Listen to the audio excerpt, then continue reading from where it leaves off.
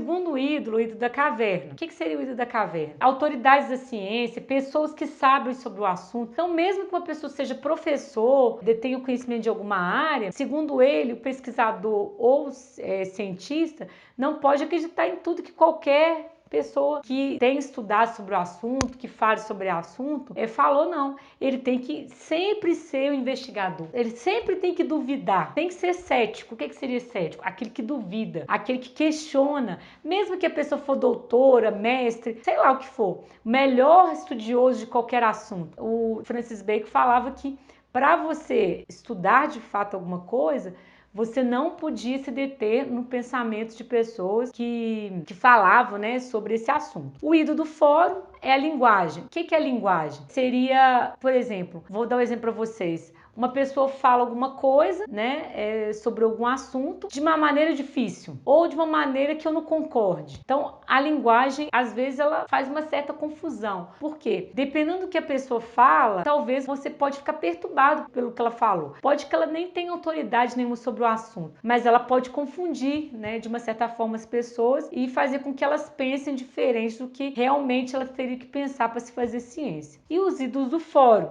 que seria a arte, né? Então, ele fala que, por exemplo, quando você vê um teatro, alguma coisa assim, algum artista fazendo teatro, nem tudo que ele faz ali no teatro você deve acreditar. Igual eu fiz essa semana. Eu tava vendo uma novela, fui lá, peguei um livro e fui ver se estava certo, né? Então, eu duvidei do que estava lá. Então, nem tudo que se está num teatro, uma novela, o Francis Bacon falava que a gente não tem. Nem tudo que aparece na nossa frente é verídico, Isso. verdade. Então, ele foi o primeiro pensador mesmo que não é que os outros não tenham falado sobre uma pré-ciência, uma ideia de ciência, mas é o primeiro que vai começar a pensar no método. Porque o que é um método para a ciência? Observo, depois eu tenho as hipóteses, depois eu refuto as hipóteses, depois eu chego na minha conclusão final. Vamos supor, dar um exemplo para você, a primeira ideia de método do Francis Bacon. Eu observo que hoje o câncer é uma doença muito corriqueira, que tem acontecido demais, né, em certos lugares, e eu vou fazer um estudo sobre isso. Então, a minha hipótese, a água está contaminando as pessoas, alguma comida. Aí depois eu começo a estudar, refuta essas hipóteses. Não acho que não é a comida não, acho que é a água. Então, o que é refutar? Colocar que algumas hipóteses estão certas e outras estão erradas. Isso é refutar. Vou escolher o que eu vou continuar aprofundando no meu estudo para descobrir o que realmente está fazendo mal para as pessoas e como que eu posso combater esse mal. Então, eu vou continuar estudando sobre as hipóteses que eu vou aprofundando, depois vão ser os testes. Primeiro eu pego um grupo pequeno de pessoas onde eu vou testar, depois de tudo que eu estudei, por que faz mal, o que poderia combater, depois eu vou escolher um grupo maior até chegar nas farmácias com o remédio. Isso é uma ideia inicial do Bacon. O Bacon foi o primeiro que pensou em uma teoria que poderia ajudar as pessoas a realmente terem um método científico de fato. Mas, Sirlene, existe uma hipótese que tem 70% de chance de estar certa e 30% de chance de estar errado. Existe alguma coisa parecida com isso? É o que eu estava explicando. Boa pergunta, Guilherme.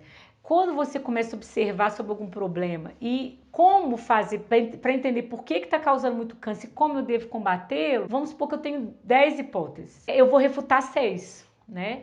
E talvez vou ter mais um processo de refutar mais 3, até chegar nas 2 hipóteses finais. Então, para chegar no remédio lá na farmácia, muita coisa é feita. E o Francis Bacon, lá no século XVI, começa a falar sobre essa ideia de ciência. O Copérnico já tinha falado no universo, que a Terra não era o centro do universo. Mas ele vem falar de uma ciência propriamente dita, né? Que como se chegar nas descobertas científicas. Né? Qual método que eu ia usar para as descobertas científicas? Ô, Silvane, a última pergunta. A ciência atual ainda tem que se livrar desses ídolos? Eu acho que mais do que nunca, né, Guilherme? Porque, por exemplo, as pessoas ficam doentes hoje em dia, elas vão lá no Google. O que eu tenho? Nossa, vai acontecer isso comigo?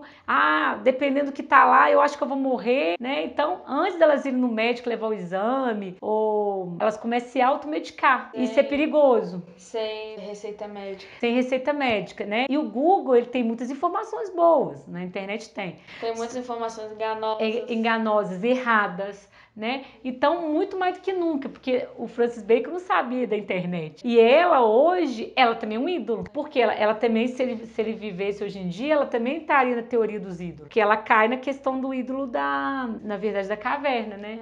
Que seria o ídolo da autoridade. Ela é como uma autoridade para os jovens e adolescentes de hoje, ou adultos mesmo. E perigosa, né? O que acontece na internet é, tipo, verídico pra todo mundo. E a gente sabe que não é. A gente que tem uma certa crítica, a gente sabe que não é tudo que tá ali que é uma verdade absoluta, né? Então tem que peneirar mais. Aí eu vou até falar um pouquinho sobre um assunto que talvez você não saiba, que pode elucidar melhor as pessoas nesse vídeo, né? Um vídeo que eu acho que tá bem, tem várias informações que talvez as pessoas não saibam. Essa ideia de ir lá no Google pegar qualquer informação, isso é senso comum. O que é senso comum, você sabe? Senso comum é o seguinte, eu vou lá, isso é bom, pego um chá que eu nunca ouvi falar, ou tomo alguma coisa. Isso é senso comum. Senso comum é um achismo, né? Então, a maioria dos remédios, elas partem sim do senso comum. Então, tem 4 tipos de conhecimento. Vou até elucidar aqui nesse vídeo. O senso comum é quando você vai lá na internet, não vai no médico, ou se automedica dentro da sua casa, que é perigoso, ou ir na internet, ou se automedicar. É o senso comum. Eu acho que isso é bom. Mesmo sendo um remédio da farmácia, e se eu tiver alergia? E se eu não for bom pra mim? Então, o senso comum é um achismo. Eu já vi na televisão uma mulher que ela parou de fazer quimioterapia ou radioterapia porque o chá era bom para o câncer.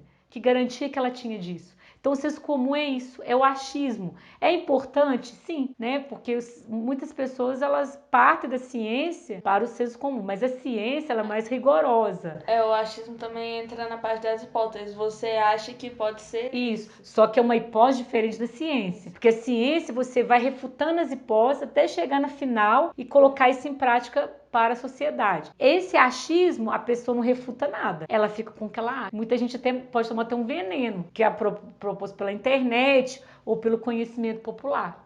Né? Então, o conhecimento, o senso comum, a ciência, que ela é rigorosa, passa por vários processos que a gente já falou, conhecimento teológico, que é conhecimento ligado à igreja, né? Eu creio, tenho fé, é um outro tipo de conhecimento, e o filosófico. O conhecimento filosófico, ele vem lá da Idade Antiga, a maioria dos filósofos são cientistas, só que a filosofia, de uma certa forma, ela não tem uma preocupação tão clara com essa ideia de fechar pontos de vista, provar através de experimentos. A gente vai falar mais sobre isso depois. Mas ela é um tipo de conhecimento mais debatido. Não é que pode falar qualquer coisa em filosofia, mas ela não tem essa proposta, todas as suas teorias, de fechar um pensamento sobre algo. Então, são vários os tipos de conhecimento. A filosofia, ela nasceu lá na Idade Antiga, na Grécia, né? Até a Idade Moderna, era tudo misturado, não existia essa diferença que existe hoje. Cada professor dá aula de uma coisa. Por exemplo, Leonardo da Vinci era astrônomo, era filósofo, era pintor, mesmo Aristóteles, vários filósofos. A partir da Idade Moderna, a gente vai ver isso depois, vai começar a se dividir os conhecimentos. Com o surgimento da ciência é que vai surgir mais essa necessidade. Mas toda a ciência vem da filosofia, porque tudo é pensado primeiramente, para depois virar um postulado. E para a gente terminando aqui, Guilherme, uma coisa interessante também. Até a Idade Moderna, uma certa forma, a gente ainda vai ver isso, eu não vou adiantar o nome do sociólogo, do filósofo, porque senão vai ficar até sem graça, mas de uma certa forma, existe a ideia de uma ciência como verdade absoluta. Hoje a gente sabe que não é, que a ciência não tem a verdade absoluta. Hoje tem o tratamento X para o câncer ou para qualquer outra doença, o coração. Amanhã pode surgir outra. Então as verdades, elas são relativas. Sempre vai haver uma mudança de concepção a partir da ciência, né? Assim, não existe essa ideia de verdade absoluta mais. Hoje, a nossa ideia de ciência na química, na física, na biologia, qualquer área científica, os cientistas acreditam em verdades que passam. Elas, de uma certa forma, sempre vai haver uma superação. Deu para você entender? A gente vai falar mais, gente, no próximo vídeo, a gente vai falar mais sobre tecnologia e ciência, né? Que a gente vai falar sobre outro, Francis Bacon, David Hume, depois veio Comte, a gente vai falar mais sobre essa ideia do surgimento da ciência e do decorrer dela na nossa vida até chegar na grande evolução dos dias atuais. Espero que vocês gostem do vídeo, né? Tenham aprendido bastante. E para as pessoas que ainda não me seguem nas redes sociais, Facebook, Instagram, as mesmas aparecerão na descrição da tela e nos vídeos. Os seguidores do meu canal que tiverem interesse em adquirir meu livro de poesia e inspirações terão grandes surpresas, pois o mesmo apresenta muitas reflexões e eleva o espírito dos leitores.